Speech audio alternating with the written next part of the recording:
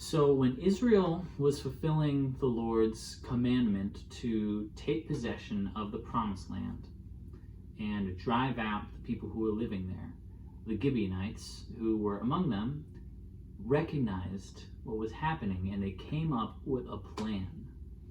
They decided to disguise themselves as worn out travelers and came to Joshua telling him they were from some other country far away.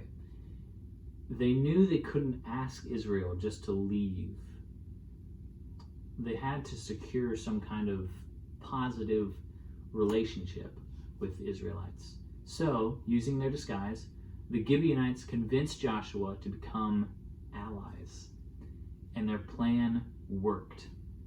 In Joshua 9, it clues us in on why Joshua and the other leaders fell for this trick. It says that they didn't ask counsel from the Lord. Basically, they didn't ask God for advice. That's a big slip up.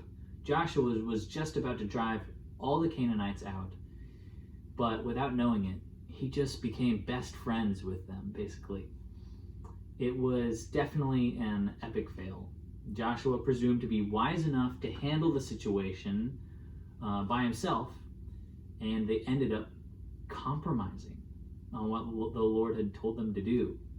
And there's a lesson in that for us. Don't go about your life trusting in your own strength. But there's something else I want to point out in this passage. There's more to this story than just a warning for us. So the Israelites eventually find out what Joshua did, and even though they're super upset about it, they have to honor the covenant. That's a big deal. They have to honor their covenant with them. But later, Joshua asks the Gibeonites why they decided to trick him in the first place.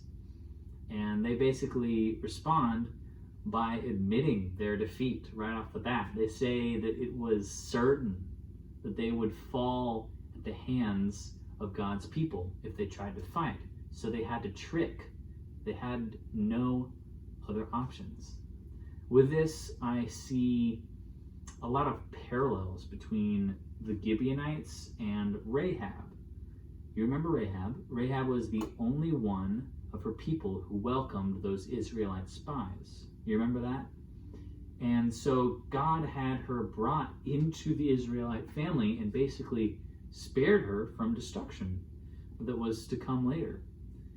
We see in both of these stories that God intends to bless all the families of the earth through Israel, even when the Israelites are completely unaware of it. And that's beautiful. Even in the Old Testament, we see God had a heart for and was saving Gentiles, even if it was through the Israelites' disobedience and failures of his own people.